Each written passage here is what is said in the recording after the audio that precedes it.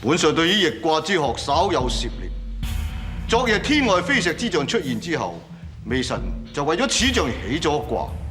結果卜得個天地痞卦。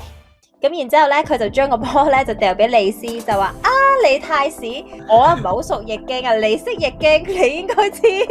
呢個卦係點解啦。地痞卦之最後一爻，實有否極泰來，化險為夷之意。事情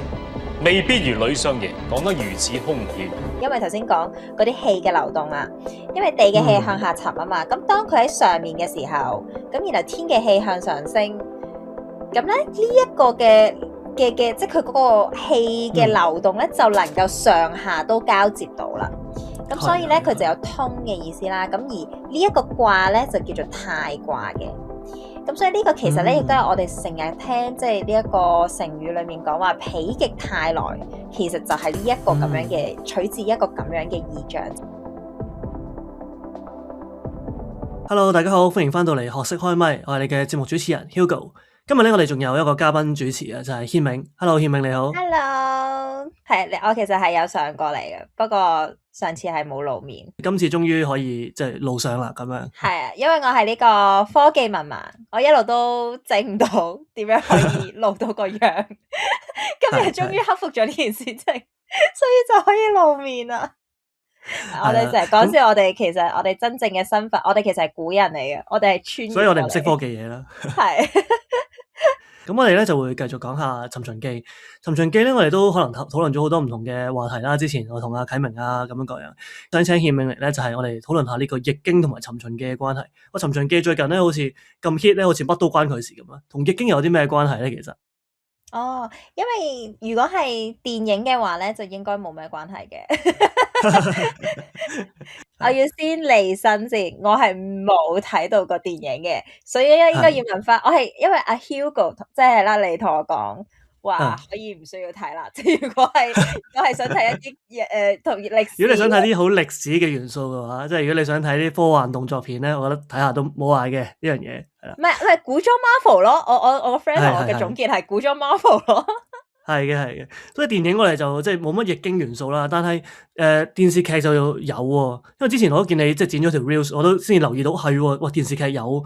易經嘅喎咁樣。咁其實電視劇講咗啲咩易經嘅嘢咧？佢其實嗰個不如我哋先講嗰個情節啦，即係佢嗰個情節咧就係講阿嬴政就登基啦，咁但係跟住咧後來突然之間咧就天外飛石，即係其實係我哋而家講嘅，即係有隕石跌咗落嚟咁樣啦。咁然後咁因為即係嗰啲人唔知道隕石係啲咩嚟啦，咁然後大家就喺度討論到底呢一個即係天降落嚟嘅兆象係吉定係凶咧？即係到底係好事定係唔好事咧？咁嗰陣時就係眾說紛紜咁樣啦。有云飛石驟降，災禍將臨，大王此事大大不吉啊！咁然後阿呂不韋咧就即係阿嬴政嘅政敵啦，可以咁講。咁佢咧就借啲意啦，就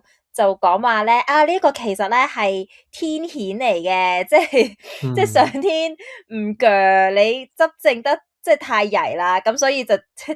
啲叫咩？掟個隕石落嚟，咁就警告下你咁樣，高空雜物要你落台咁樣啦，咁樣係啦，咁就係一個咁樣嘅情節啦。咁然後因為即係佢講完呢大輪之後咧，咁佢要尋求呢一個大家嘅支持啊嘛，咁所以咧就搬咗揾個權威出嚟啦，係啦，就搬咗阿 Silly，not so silly 上呢個沙灘及女嘅李斯就拱咗佢出嚟啦。咁因為李斯個角色咧係太史嚟嘅，我唔知上次大家有冇聽我哋上好耐之前嘅一個 podcast 咧，稍為有討論到呢樣嘢嘅。因為太史咧其實喺古代嚟講啦，佢除咗係史官之外咧，其實佢都係要負責占卜嘅，即係佢係占卜部門嘅頭嚟嘅。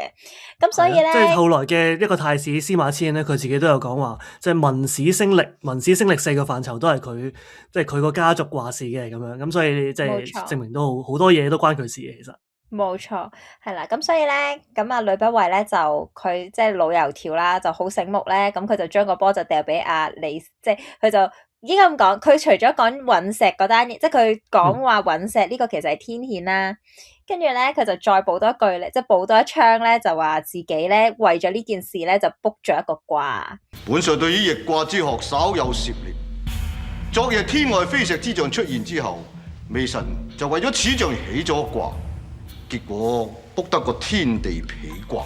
係啦，即係痞卦啦。咁然之後咧，佢就將個波咧就掉俾李斯，就話啊，李太史，你即係你好，我唔係好熟易經，我唔係好熟易經啊，你識易經，你應該知呢個卦係點解啦。咁而李斯一聽個卦名，即係嗱，我哋識易經人咧，一聽個卦名就知道咧，即係不妙啦，係啦，即係呢一個女丞相咧係想搞事噶啦，肯定係係啦。咁呢個我哋陣間可以再討論，即係點解個卦象或者我哋一聽個卦名，我哋就知道呢一個唔係一個幾好嘅卦啦。但係我其實係想問咧，即係天外，即係電視劇就叫《天外飛石》啦。咁其實喺先秦嘅文獻，其實有冇一啲即係關於類似即係隕石或者即係啲天文異象嘅一啲記載嘅咧？其實都幾多㗎，即係我哋如果講天文嘢咧，有好多嘅天文嘅資料咧，都係喺即係先秦文獻裏面係有記載嘅，尤其是喺《春秋經》裏面咧，已經係記載唔少啦。因為我哋想象下古代人咧，就肯定覺得哇，天上面有粒星星，然後向下跌落嚟，梗係好驚啦，好驚恐啦。呢個係一個好正常嘅反應嚟嘅。咁所以咧，係喺有一個記載咧，就係話呢一個嘅即係左傳裏面莊公7年咧，講話喺宋國裏面咧，係呢個嘅星雲如雨啊，好似落雨一樣咁樣落流星雨。咁所以咧，佢哋就覺得哇，呢個種係一種好神奇嘅天象。又或者另外咧，喺即係僖公16年咧，亦都有記載過，就係話有5粒嘅即係隕石咧，就係降落去宋呢個地方咁樣。咁所以唔知有冇宋國好吸引呢一個嘅隕石啦。咁所以就成日都喺嗰度有即係流星啊、隕石嘅記載。喺古代咧，其實有即係所謂掃把星，我哋講個衛星掃把咁樣，或者咧好似一個流星咁樣跌落嚟咧，係即係成日都會有記載。佢哋會覺得呢樣嘢咧係奇異嘅、奇特嘅，甚至乎咧會令人有啲恐慌嘅。其實係咁嘅情況。我印象中宋國係咪比較細嘅一個國家嚟？都係㗎，不過佢歷史悠久咯，因為其實佢係商嘅即係遺民咁樣，所以有好多歷史嘢喺度。但係佢亦都係一個受到歧視嘅國家，因為咧佢可能我哋知道咧就係嗰啲遺民咧就會同即係當朝人咧佢哋會有一個隔閡喺度啦，所以好多嘅故事咧其實都係宋人做主角嘅。嗰啲蠢人咧喺故事裏面都係宋人嚟嘅，例如守株待兔嘅主角啊，又或者咧我哋講緊可能好多咩鄭人買履啊，嗰啲咧其實都會同宋人係有接觸嘅咁樣，咁所以咧就即係呢個係一個宋人嘅文化特色咯。明白，即係話咧，即係呢個電視劇佢講話即係有天外飛石呢個咧，都唔係空穴來風嘅，即係嗰個年代其實都真係有發生過呢啲事情嘅。係啊，即係我諗隕石呢樣嘢咧，如果講呂不韋咧，佢去即係用呢一樣嘢去即係攻擊呢個嘅即係秦王咧，其實係好合理嘅，因為咧即係佢哋需要去俾一個證明，就係話其實天象係同人事係一個對應嘅關係嚟嘅。呢個唔單止係喺即係呂不韋嘅時代會咁樣講啦，再早少少咧，例如喺《尋秦記》裏面咧都有另一個角色啊，周顯咧，其實佢都係講呢樣嘢，就係天人感應，咁就係講緊話咧，其實天上面嘅星星咧，其實係同地上面嘅某個唔同嘅區域咧係相應嘅，所以天嗰度有粒星，哇發光咁咧，就代表地上面咧就發生啲咩事啦。咁所以我諗即係女丞相就當然係知道呢啲嘢，亦都係知道當時嘅人係好相信呢啲嘅即係咁嘅講法攞嚟即係攻擊佢嘅對手啦。不過講對手又好似唔係好啱，因為女丞相應該心裏面係好矛盾嘅。一方面覺得呢個係我個仔，有機會係我個仔嚟嘅；一方面咧又覺得呢個咧係我嘅政敵咁樣。咁所以矛盾心情。唔係咁，但係你睇一啲文學作品，好多時候都係弒父噶嘛，即係你明唔明？即係父親同埋兒子嘅關係，永遠都係非常之糾結，同埋係充滿住衝突噶嘛。即係呢個係宿命嚟嘅，古希臘嗰啲悲劇咁樣噶啦。唔係，我哋可能要解釋一下，即係點解女丞相提出呢一個痞卦，就係一個即係點解話佢係其實係攻擊緊嬴政，或者即係 question 緊佢嘅執政嘅嗰個嗰啲叫咩啊 legitimacy 正當性啦，我諗冇錯。不過呢個我可能補充一點先，就係呢個咧係其實電視劇獨有嘅情節嚟嘅，因為喺即係小說當中咧，佢就唔係用呢個方法嚟去講嗰個正當性嘅問題嘅，佢就係用咗一條黑龍啊，即係佢就係阿項少龍咧，因為佢係現代人啊嘛，所以佢咧就即係假造一條黑龍出嚟，就整一啲造船技術好厲害嘅，即係一啲族人咧，就揾啲黑布啊，跟住咧條河道大霧嘅時候咧，就扮條黑龍，好似舞龍舞獅咁樣嘅。雖然我哋知道應該都幾難做嘅呢件事，咁但係可能我唔知電視劇更加難拍啦，即係 TVB 可能冇呢個成本，你要拍一條喺湖裡面嘅黑龍，好難做啦。咁就不如轉做一個即係情節。咁但係我覺得轉咗都好有趣嘅，就轉咗易經嘅嗰個皮卦。即係佢專登整嗰條黑龍係阿項少龍整一條黑龍，咁係吉象定係唔係吉象㗎？佢本身係吉象嚟嘅，其實佢係配合呢一個即係五德宗此說啊，就係呢個周顯頭先講到喺電視劇當中咧，就係呢一個嘅琴清嘅義父，咁咧佢咧就係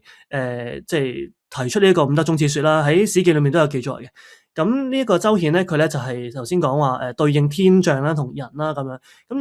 佢咧有一個講法咧，就係話呢個之前咧周係火德啦，咁然後咧即係所以如果秦咧係一個新嘅時代嘅話咧，咁就係水德嘅，咁水就同黑色係相應啦，咁所以就黑龍喺水裡面出現咧，就同時去宣佈呢個五德宗此說，咁就去加強呢個即係正當性，係咁樣嘅做法咯。其實我第一時間諗同易經有關，現龍在田咯。即係嗰條龍出現啊嘛，咩？但係如果係個龍係象徵都係比較正面噶嘛，其實呢個係啊，龍同埋龍其實係天子嘅象徵嚟噶嘛，即係大家知道乾卦咧，其實就六支爻，其實就係六支龍啦，六條龍啦。咁而我哋成日講嘅九五至尊咧，其實就係九五嘅嗰條龍叫飛龍在天啊嘛，咁佢就係象徵住即係天，即係一個天子嘅象徵嚟嘅，所以龍係咯，即係龍同即係啦，同嗰個係啦，同個天子嘅嗰個係好有關係嘅。如果係電視劇咧，佢就唔係項少龍專登整一個吉兆出嚟啦，佢其實係比較被動嘅，佢就係先有個隕石出現咗，跟住然之後項少龍嘅角色其實就係補鑊咯，即係將一個原先大家都覺得係一個空少嘅情況咧，佢就扭轉乾坤，係啦，佢就加工咗之後咧，就將係即係扭轉乾坤，即係加工咗之後就變成一個吉兆嘅，係啦。咁至於佢點樣頭先講啦，即係阿呂丞相佢點樣用呢一個皮卦嚟詮釋呢件事係唔好咧，咁咧我哋就睇翻皮卦嘅嗰個卦象嘅。咁皮咧就我哋叫做天地皮啦，即係話咧佢上面個卦咧就係乾卦，象徵天啦。咁然後下面嘅卦咧就係呢一個坤卦，象徵地啦。咁因為天嘅氣咧就向上升嘅，地嘅氣咧就向下沉嘅。咁所以嗱，大家可能自己翻去畫嗰個方向咧，咁你上面嗰個向上升，下面嗰個向下沉，咁所以咧兩邊嘅氣咧，其實佢係冇交接嘅，咁所以皮卦咧其實就有塞嘅意思啦，即係不通啊，即係我哋講嘅唔通氣嘅嗰個意思。咁因為天咧通常就對應頭先講啦，通常對應天子啦，咁而地咧好多時候就係對應呢一個民心啦，或者即係呢一個人民嘅呢一個群係啦，百姓嘅呢一個群體啦，咁所以咧佢亦都有一個引申嘅意思咧，就係即係個天子或者即係個執政者同呢一個群眾咧係離心離德啊，即係冇辦法溝通到，離晒地啊，即係個執政者離晒地，唔貼地，唔貼地。咁佢哋古代嗰啲皇帝一定係離晒地嘅啦，好正常，的確係離晒地嘅。何不食肉糜嗰啲？係。不過頭先你講到咧，就係嗰個即係天氣地氣嗰個部分咧，其實我諗都係有關乎到即係古人對於自然界嘅一啲觀察啦。即係佢哋見到啲例如氣、水蒸氣佢向上升啦，佢哋知道氣體係向上升嘅。然後佢哋見到落雨啦，即係雨水向下降啦。咁所以嗰個即係天地交融嘅嗰個諗法咧，其實係好正常嘅。其實呢個除咗喺即係易經當中好明顯見到啦，另外喺禮記裏面咧，其實佢都有講啲時令，就係講即係如果啲天氣向上、地氣向下嘅時候咧，就係冬天，就係嗰個唔通啦，塞咗啦。如果你夏天咧就調翻轉，雨水就向下落啦，咁啊地氣就向上升啦，咁個天地就循環好啲嘅咁樣。咁所以即係喺呢個嘅禮記記載咗之後咧，其實同我哋今日講嗰個其中一個主角啊，阿呂不韋，佢寫嗰本《呂氏春秋》，即係或者佢嘅門下寫本《呂氏春秋》咧，都有呢個記載嘅，就係講呢個天地氣點樣上升下降，點樣影響嗰個春夏秋冬。其實佢都應該好清楚啊呢件事。係啊，冇啊，即係呂不韋，即係所以咪就係話個電視劇裏面呂不韋係咁話自己，我唔識易經啊，或者即係其實佢完全就係純粹想將個波掉俾阿李太史咯，即係要由阿李太史把口講呢一個卦，其實係一個唔好嘅卦咁樣咯。咁咧喺個電視，李太史點樣扭轉乾坤咧？咁樣又係啦。咁本身咧，李太史一開始咧，其實佢推搪，即係佢一路就唔想答嘅，因為佢一聽到係否卦咧，佢知咩事啦。咁佢一路就係唔想答。咁但係咧，總之就係即係已經逼埋牆角，冇得唔講。因為即係頭先講，因為其實佢唔可以話自己唔識易經噶嘛。因為你即係太史咧，佢唔係純粹識嗱，我哋而家嘅易經係周易啦。咁但係太史咧係掌三易噶，即係佢係連山歸藏同埋周易三本嘅易書嘅占卜嘅方法，佢都係好擅長，所以佢係即係相傳應該係夏商周唔同時代嘅易書，佢哋都好熟悉嘅咁樣。所以佢其實係冇可能話自己唔識易經嘅，所以佢一定要答嘅，係啦。咁個問題就係佢點樣去兜啦。咁佢最後咧就係引咗呢一個否卦嘅上九，即係最上面嘅嗰支爻。咁因為咧上九嘅嗰支爻辭咧就叫傾否啦。咁咩叫傾否咧？其實頭先就係將呢個否卦嘅卦象咧，等我諗下先，180度調轉，唔係360度，唔係轉咗一個圈。要諗清楚係幾多度？180度調轉。咁頭先講啦，咁你如果你180度調轉咧，咁就會調翻轉，就係話個天就喺下面啦，個地咧就喺上面嘅。咁如果咧你常識嚟講就覺得好奇怪咯，係嘛？即係覺得哇，天喺下面，地喺上面。咁常識嘅嚟講就係啊，同埋你即係通常就會覺得啊，天喺上面應該係好啦，天係即係咁樣先至啱個 order。自然啲嘛件事係啦。係啦，咁但係咧易經唔係嘅，佢調翻轉咧反而係好事嚟嘅。點解咧？就因為頭先講嗰啲氣嘅流動啊，因為地嘅氣向下沉啊嘛。咁當佢喺上面嘅時候，咁然後天嘅氣向上升，咁咧呢一個嘅即係佢嗰個氣嘅流動咧，就能夠上下都交接到啦。咁所以咧，佢就有通嘅意思啦。咁而呢一個卦咧，就叫做泰卦嘅。咁所以呢個其實咧，亦都係我哋成日聽，即係呢一個成語裏面講話否極泰來，其實就係呢一個咁樣嘅取自一個咁樣嘅意象，就係話即係個否發展到去最尾嘅嗰支爻之後咧，有180度嘅轉變。即係形勢有180度嘅轉變，係啦。咁所以咧，李太史咧就係用呢個咧就嗱，否卦雖然整體嘅卦象咧就不通啦，咁但係其實咧佢係有隱含到呢一個轉機嘅咁樣啦。否卦之最後一爻，實有否極泰來、化險為夷之意。事情未必如呂相爺講得如此兇險。咁其實喺我哋生活當中都好多呢啲，即係扭轉乾坤啊、否極泰來，其實都係同易經相關啦。咁究竟李太史係咪真係好夾硬嚟嘅咧？即係話否卦明明係唔好嘅，死都拗翻生咁樣，係呢啲文人特質啦，定係其實否卦都可以好嘅咧？其實應該咁樣講啦，即係李太史嘅嗰個詮釋其實已經係好正，佢係好正路嘅，即係佢係跟翻嗰個爻辭。即係佢就係跟翻上九個爻辭嗰個意思，咁然後佢就講話其實係有否極泰來嘅呢一個可能性啦。咁而事實上咧，即係如果我哋講話整體易經嘅哲學啊，所有嘢都唔係絕對嘅。即係易經咧好多時候都係話你物極就必反，即係好嘅事物去到極位咧，其實佢就會轉壞啦。咁但係同樣壞嘅事情去到極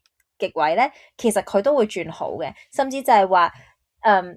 好同埋壞其實係同時存在咯，即係我諗大家都有見過呢個太極圖啦，即係塞翁失馬焉知非福嗰種係嘛？係啦，即係你大家有見過太極圖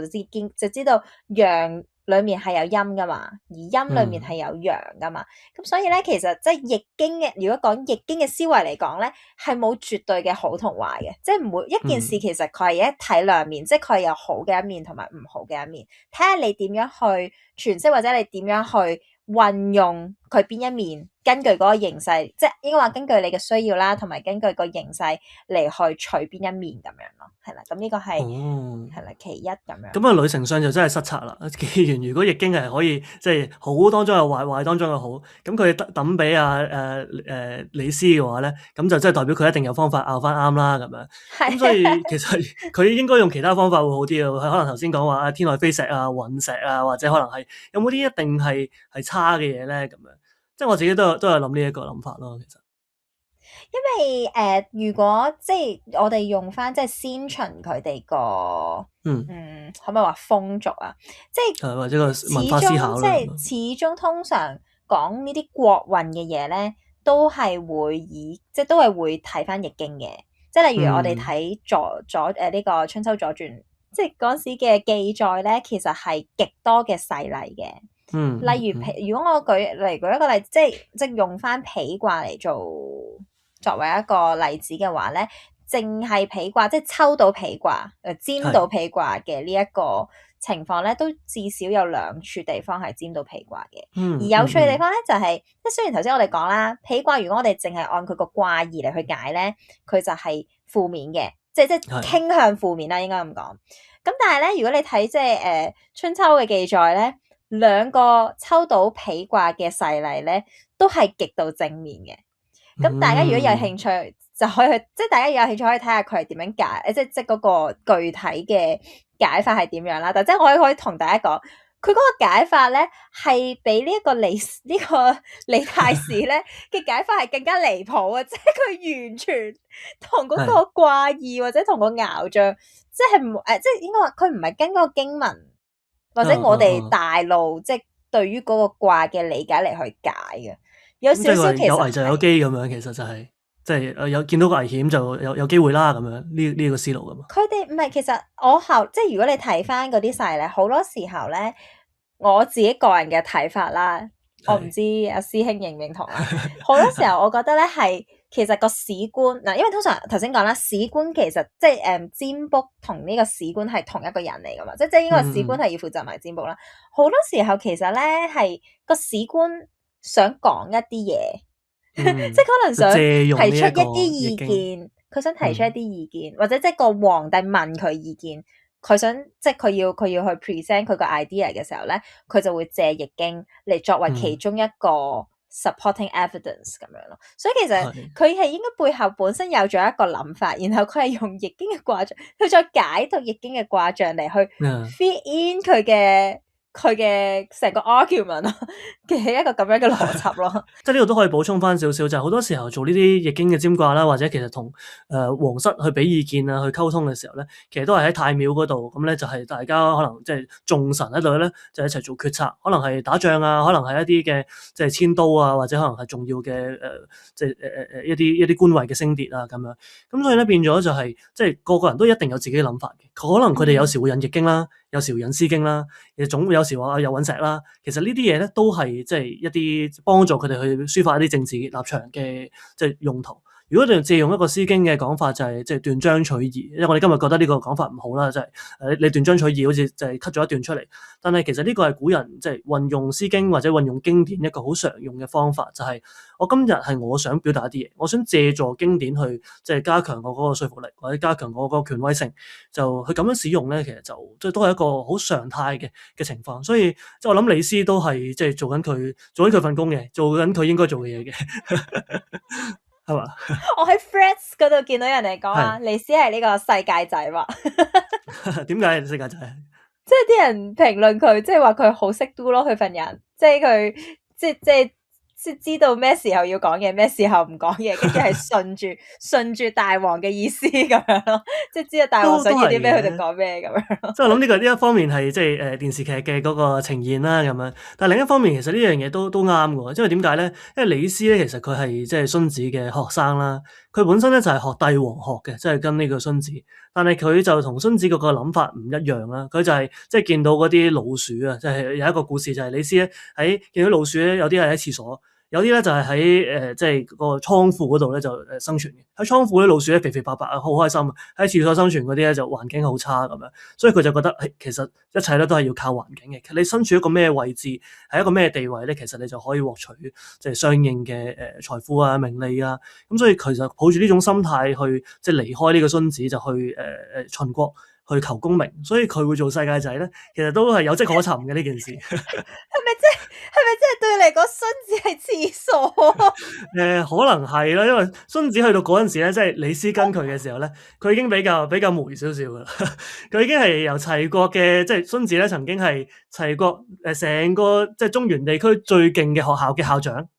孫子曾經係，但係佢俾人辭咗職，燉咗冬菇之後咧，就去咗楚國做一個小官。咁跟住咧，即係李斯佢就喺楚國離開楚國咧，就去呢個秦國嘅，所以即係佢應該係孫子比較殘少少、比較兜踎少少嘅狀態去跟佢，比較潦倒嘅時候。係啦。好正啊！你將嗰個廁所，將嗰個老鼠廁所嗰個比喻拼埋落孫子嗰度。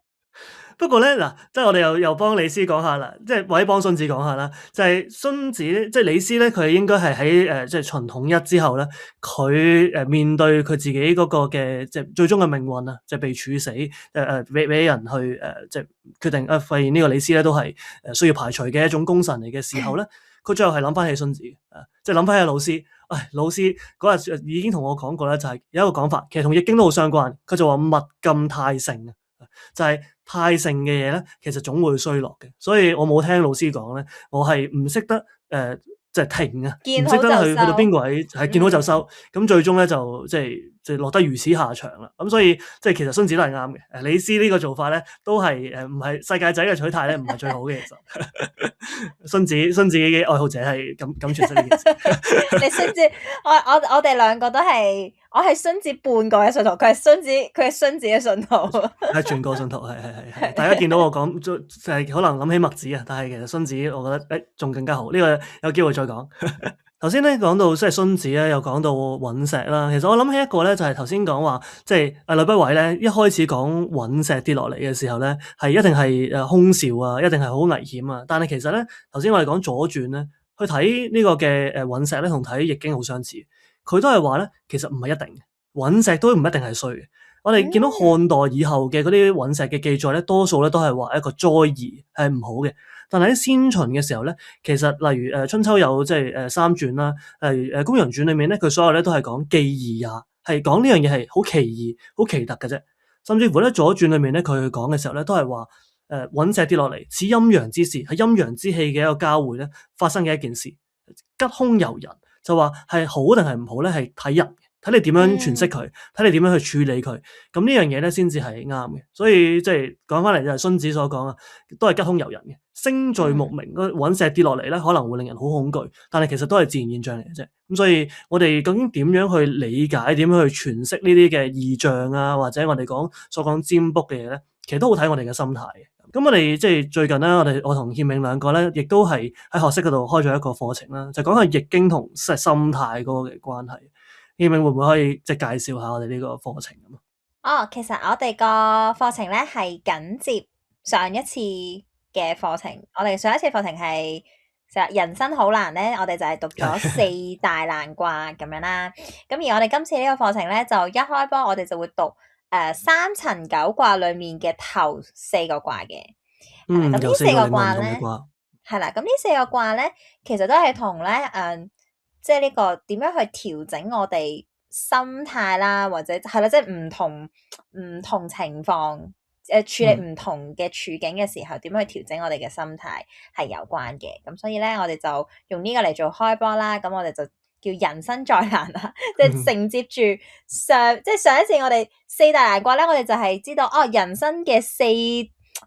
主要嘅四大困境，或者一啲好 typical 嘅四大困境應該咁講。咁而我哋今次咧就係咁我哋面對呢啲困境嘅時候咧，我哋應該點去裝備我哋自己？即係首先係從個心態上去調整嚟去面對呢啲挑戰咁樣。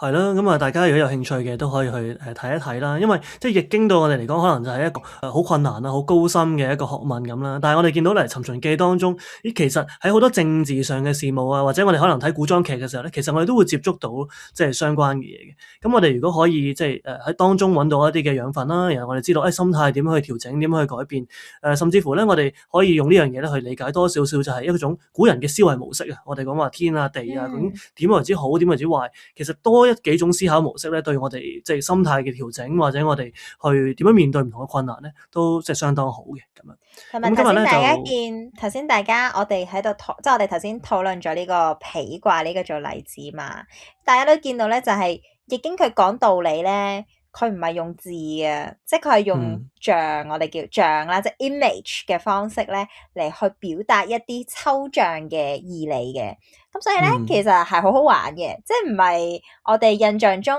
讀經典就係一堆字咯，跟住然之後係咁講道理咁樣，佢唔係嘅。其實佢係俾一個